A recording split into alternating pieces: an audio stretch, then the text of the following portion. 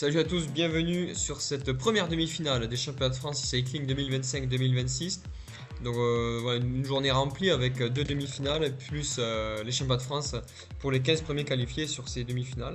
Donc première manche, format scratch, donc le premier arrivé il a gagné. 22 km, 260 mètres de dénivelé, donc rien de bien difficile. Là, donc on est sur le départ, mais c'est en fait qui peut nous servir de reconnaissance pour l'arrivée, puisque finalement, voilà, on est sur le dernier kilomètre, on arrivera mais une vingtaine de kilomètres plus tard.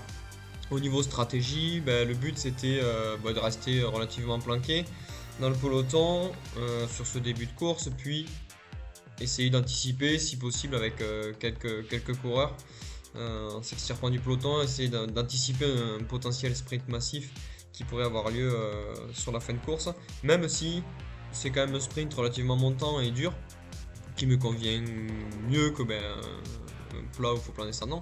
Donc voilà, j'étais quand même plutôt confiant sur ce sprint là. Là on arrive dans la ville, donc là on est sur le circuit en fait du France qui aura lieu quelques heures plus tard. Donc, voilà, c'est une partie qu'on fera par la suite pour les 15 premiers qualifiés.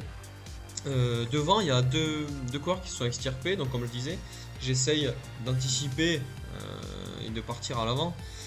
Voilà, il reste en fait, c'est quand même assez long, il reste encore 16 km, 16 km 6 pour être précis.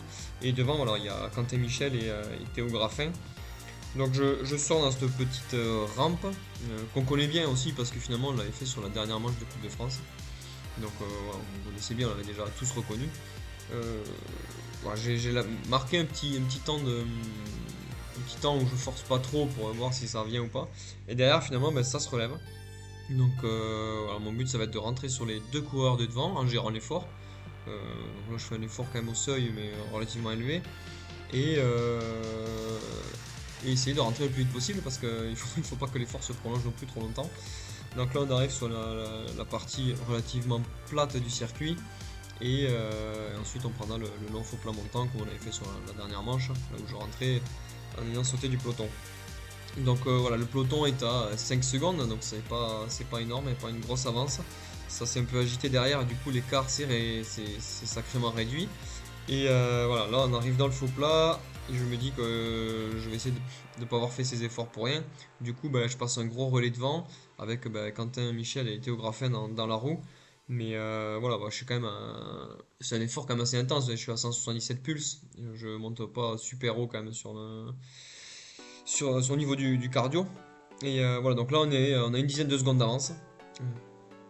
On se relève un peu du coup, mais derrière en fait, on voit, il y en a quand même un paquet de coureurs qui sont en rouge avec les watts par kilo en rouge. Donc ça s'agite derrière, ça ne veut pas laisser sortir plus que ça. Et voilà, donc là l'écart se réduit très vite et finalement tout rentre. Donc voilà, retour à la case départ, on en fait 3 km et demi devant. Et voilà, du coup là on descend. Ensuite on fait une petite boucle en fait dans ce circuit sur le bas. Donc là on arrive dans le château avec la petite rampe, un toboggan. Et on descend, on va remonter. Mais voilà, rien de bien difficile sur cette petite boucle. C'est quand même relativement plat, ça roule vite. Et par conséquent, il ne se passe pas grand chose. C'est pour ça que c'est bien en accéléré. Voilà, donc là on redescend. On remonte, on fait la partie de plat en bas. Et ensuite on va remonter. Donc là j'essaye de ressortir avec Yann Richaud et tout ça. Mais ça rentre, hein, ça laisse pas sortir grand monde. Enfin, en tout cas, moi comme d'habitude. Sans dire que j'ai la pancarte, mais c'est vrai qu'on me laisse pas trop d'avance en général. Après peut-être que si j'attaque au mauvais endroit, c'est fort possible. Donc là je sors avec Camille Danis. On fait un petit écart, mais voilà, pareil, ça rentre de suite. Savoir qu'il n'y a quand même pas beaucoup de lâchers sur ce circuit. Je crois qu'il y en a peut-être eu un ou deux, mais rien de. Une différence n'a pas été faite. Donc là, il y a deux coureurs qui sont sortis et qui ont pris une très belle avance. Donc là, ils sont un par un. Enfin, l'un devant. On en récupère un.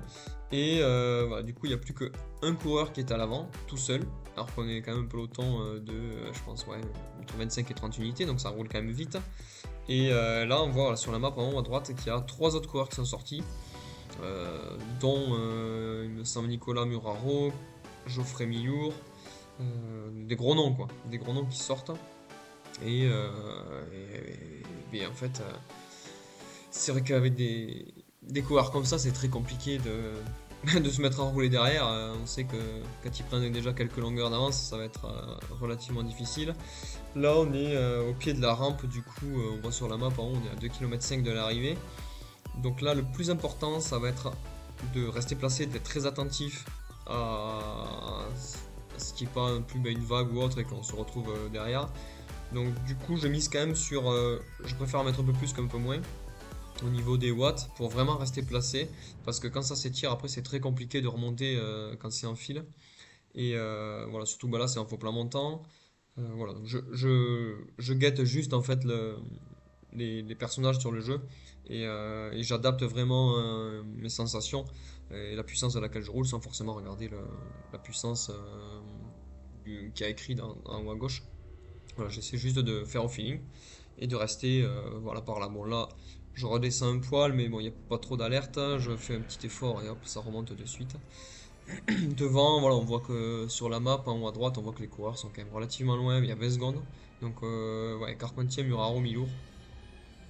Là, on se dit quand même que ça va être très compliqué d'aller les chercher. Que donc, il y a déjà 5 places qui sont prises. 4 places même. Et sachant que c'est les 15 premiers qui sont qualifiés pour la finale.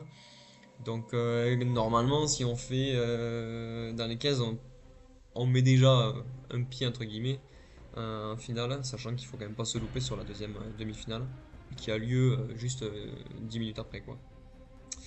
Donc voilà, là on va arriver une dernière petite partie de replat avant le dernier kilomètre et le sprint.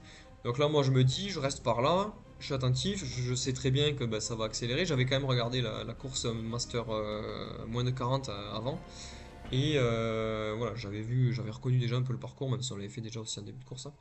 Donc là on est à 900 mètres de l'arrivée. Je vois les rampes à l'écran qui s'affichent. Donc j'anticipe un peu et je commence à forcer, à mettre au seuil fort. Et en fait, là, entre guillemets, surprise, je vois que ça monte quand même très fort. Alors je me dis, bon, il monte la première rampe, après ça va se poser. Que nenni. En fait, ça va monter à fond jusqu'à l'arrivée. Donc là, il reste 700 mètres. On voit qu'il y a un petit replat déjà. On roule, on est à plus de 42 km/h sur de 2%, 2-3%, 43 à l'heure. Et là, ça s'étire. Et je vois encore des mecs qui sont en rouge. Et moi, là, il n'y a plus de gestion. Là, clairement, il n'y a plus de gestion. C'est sauf qu'il peut. J'essaie de rester au maximum au contact de ce petit groupe. En fait, derrière moi, il n'y a plus que 3-4 mecs. Donc, il faut absolument rester par là. Je vois aussi que je suis 15ème. Donc, ouais, j'ai pas trop le droit à l'erreur. Là, on va arriver. Voilà, le vrai sprint en fait en lui-même est lancé. Bon, là, on se fait transpercer par Adrien Sala. On sait qu'il y a des très très très gros watts bruts sur les sprints. Voilà, il me transperce et il passe à plein de coureurs. Et voilà, moi, on est à 50 mètres de l'arrivée, j'essaie de passer le maximum de coureurs que je peux. J'en passe deux, mais bon, comme Adrien nous a rattrapé, voilà, je fais 14ème. Assez déçu de cette manche-là, parce que finalement, c'est une arrivée qui me convenait sur le papier. Mais j'avais pas vraiment pensé en fait que le sprint durait 1 km. Je pensais vraiment que ça allait monter fort, puis un vrai sprint distinct serait lancé. Et du coup, voilà, c'est pas des efforts que j'apprécie énormément, des efforts très courts et très intenses. Donc voilà, la manche est remportée par Nicolas Muraro, Geoffrey Millour deuxième et troisième Alexis Carpentier. Donc ces trois coureurs qui étaient échappés et qu'on n'a pas repris. Voilà, du coup moi 14ème, assez déçu, mais j'avais à cœur de faire une première manche en fait bien, avec je pense un top 10 ça aurait été mieux.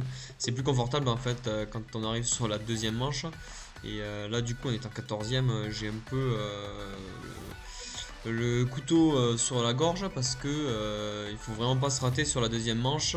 Je voulais vraiment être qualifié pour la finale et du coup voilà, ça laisse tout le suspense pour cette deuxième demi-finale qui aura lieu une dizaine de minutes plus tard.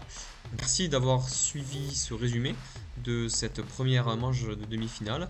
Je posterai la deuxième demi-finale rapidement sur YouTube. Allez, ciao!